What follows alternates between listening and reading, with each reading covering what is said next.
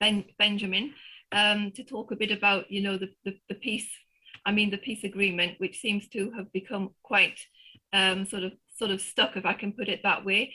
And at least two of the issues. I mean, first of all, the status of the ethnic Armenians from Nagorno-Karabakh, and how their security and rights are going to be guaranteed, and then the future of Nagorno-Karabakh beyond the November 2025, when the Russian peacekeepers are due to leave, although sometimes Russians never leave.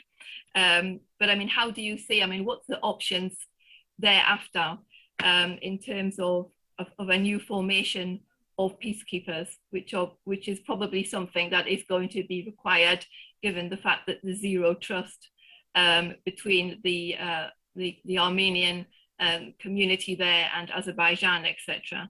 So I'd like to put that question to you and then to Zara. Thank you. I believe one thing is clear. Armenians in Nagorno-Karabakh should continue living in Nagorno-Karabakh, should continue living in their homeland. This is first.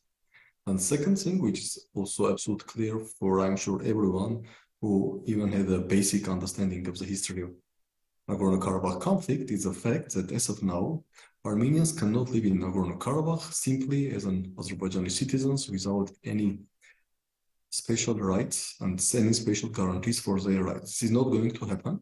And if we will move forward towards this direction, it will simply end with either hard or soft ethnic cleansing. So definitely we need international presence in Nagorno-Karabakh, and not for years, I'm sure for decades, simply to ensure that Armenians in Nagorno-Karabakh will be able to continue living their homeland. What does it mean, international presence? Currently, these are the Russian peacekeepers. We all know that their mandate expires in November 2025. And we hear a statement from Azerbaijani officials and also from many Azerbaijani experts that Azerbaijan will demand the withdrawal of Russian peacekeepers in November 2025. If this is going to happen, and of course nobody knows what Russians will do, and I'm not going to go deeper into the Russian actions or policy options, but I strongly believe that European Union, the actor who has interests in the South Caucasus, because South Caucasus is the European neighborhood, and also with some responsibility also, because he's present in South Caucasus and also he had growing strategic economic partnership with Azerbaijan.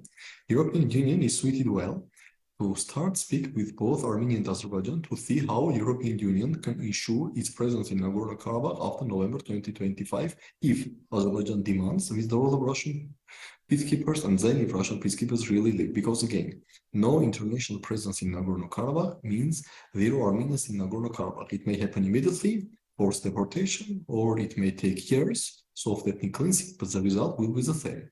And I believe that no one in the international community, and especially the European Union, would like to be complacent of either hard or soft ethnic cleansing.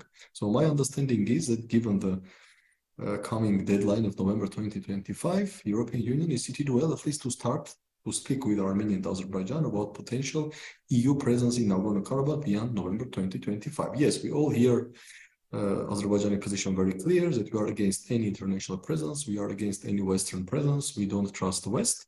But in any case, it does not mean that the EU should not try. Because again, for me, and I believe for everyone who has basic understanding of the history of Nagorno-Karabakh conflict, without international presence in Nagorno-Karabakh, there will be no Armenians in Nagorno-Karabakh, either immediately or in a some period of time. Okay, thank you, Beniamin. So I'd like to hear your perspective on this, Zara, as well. I mean, is Baku, cemented to its current position, or is there some sort of flexibility on this issue? I mean, how is it viewed by the Azerbaijanis? Thank you. I think it's premature to predict the future, but at the same time, I think the issue is rapidly approaching resolution within the next 1.5 years.